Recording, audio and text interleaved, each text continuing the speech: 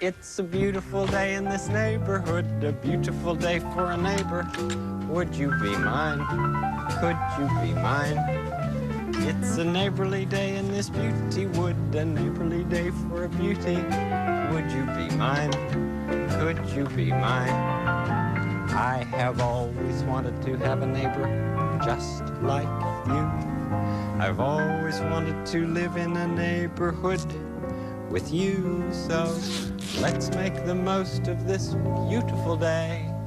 Since we're together, we might as well say, would you be mine? Could you be mine? Won't you be my neighbor? Won't you please? Won't you please? Please won't you be my neighbor?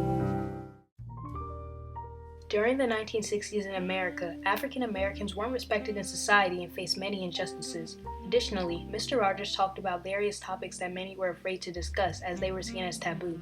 He also included characters in his show that society was afraid to include.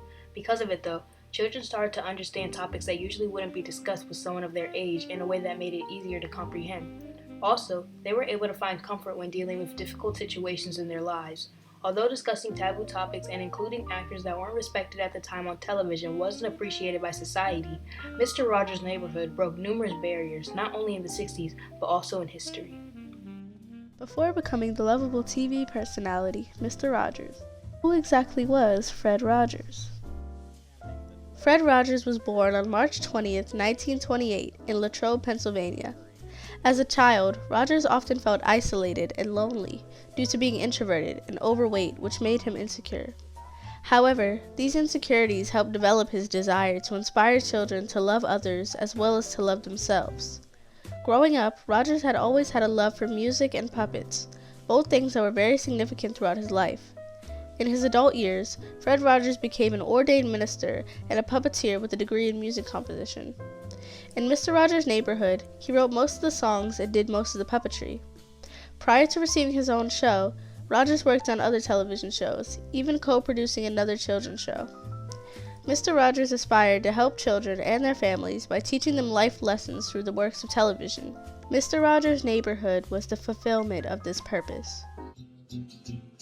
Around the time when Mr. Rogers' Neighborhood first aired in the late 60s, musical innovation, artistic expression, and space exploration defined the decade. However, America was deep into segregation and discrimination. Despite the fact that the Civil Rights Act was recently signed into law granting equality for all races and the civil rights movement was progressing significantly, racism was still very prevalent in society. Also, during the 1960s, President John F. Kennedy was assassinated and America was close to starting a nuclear war. These topics were discussed mainly among adults and were kept from children. However, these were some of the topics that Mr. Rogers incorporated into his show, even though they were viewed as too mature for children's television. When you have something like this hammer, you pound it. Throughout the show, Mr. Rogers made sure that he dedicated time to discussing with his young audience many topics that were seen as taboo in this era, and that were not usually talked about amongst children. At this time in history, there were many tragedies that struck the United States, and hardships were not uncommon between families. Although these events were occurring all around these children, they were not involved in the discussion themselves. This lack of knowledge rightfully caused some fear in children. However, Mr. Rogers sought to comfort these youth and inform them on the world around them. One event that occurred in the 60s was the assassination of the President John F. Kennedy and his brother Robert F. Kennedy. This tragic event was broadcasted throughout the country discussing the misfortune. Many children were being exposed to the topic by watching it on news outlets, along with violent imagery intended for adults. They were not receiving the comfort they needed or the explanation they deserved for such a frightening event. Due to Mr. Rogers' concern over the graphic nature of the news media coverage and the negative impact it was having on children, he decided to air an episode, Mr. Rogers' Assassination Special, on the incident to give children the consolation they needed during this time of grief. This was as desperately needed so kids would be more at ease seeing a familiar, friendly face telling them everything was going to be okay. What does assassination mean? Something that is common among families across America is divorce. It affected and still affects many families to this day. While divorce is a very saddening event, It is especially difficult on the children, who oftentimes do not have someone they can safely confide in and find comfort in, as the topic is many times viewed as taboo. However, as Rogers realized the loneliness many children may be feeling during this time in their lives, he desired to fill this role as someone these children can find reassurance in. In episode 2 of the 11th season of Mr. Rogers' Neighborhood, the character Mr. McFeely recounts his wedding and the reason that he divorced his wife. Mr. Rogers felt he needed to address the feelings of not only the children during this time, but the parents as well. When children aren't aware of why what is happening, this causes despair for them. In the episode, Rogers provides the children with comfort by using simple allegories and puppets that made it easy for them to understand the topic.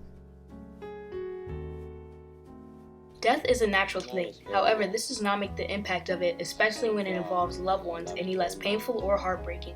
These times can be especially hard for children, as the passing of a family member or a friend can be very difficult for them to understand and cope with. It can be sorrowful when these children do not have the comfort that they need and end up feeling as though they are going through this alone. In order to make the children feel less lonely and provide condolence for them, Rogers uses the death of his dog as an example and tries to relate to the kids by expressing his own feelings of sadness and grief. To know that someone understands the way that they feel and that they are not going through this alone is very important for children or anyone after experiencing such a personal tragedy. Children deserve to have someone that they can look to for reassurance of their feelings and the things that bother them. Fred Rogers was very aware of the fears of his young audience and wasn't afraid to address them, and, in doing so, became that figure that they can look to for support. Also, instead of invalidating the feelings of his audience, he chose to reassure them that it is okay to be sad sometimes, but also inform them of the importance of being able to find happiness again, a life lesson that every person can benefit from. As a role model to these children, he had to incorporate behaviors and actions on his show that are important in building a strong character. That included being friendly to everyone, even those who people weren't usually friendly to. Did you get it? Here it is. Oh, good. Francois Clemens, or Officer Clemens, was a recurring character in Mr. Rogers' Neighborhood. He received backlash from his appearances on the show by the white members of society because Clemens was an African American in a time when they weren't portrayed in a positive way on television or in daily life. People of color in that time period were seen as inferior. While many discriminated against people with differences, Mr. Rogers accepted them. He especially displayed this in one episode in particular, where Rogers and Clemens share a pool to soak their feet. At the time, this was a breakthrough because black and white people were not frequently seen together, nonetheless seen sharing something such as a pool. This episode made history amongst television. By portraying a simple act among people of two different races, Mr. Rogers showed differences should not matter when it comes to simple kindness and courtesy. Through the inclusion of Francois Clemens and many other minorities, Fred Rogers sought to show that all people should be accepted and treated equally no matter their differences. Minorities did not frequently receive representation on television shows, since the majority of the cast of shows back then were white. However, Rogers wanted to incorporate minorities onto his show. Mr. Rogers' Neighborhood became one of the first and most popular TV shows of its time to include minority characters, and it influenced other favorite shows too, such as Sesame Street. Not only did Rogers' inclusion of minorities impact entertainment, but he also had an influence on his audience. Since Mr. Rogers' Neighborhood's target demographic was children, they were affected the most by the show. When he included diversity within his show, it presented a positive image to kids, especially those who did not see people of color positively due to stereotypes they had heard, and those who were not used to seeing themselves shown in a positive light on TV.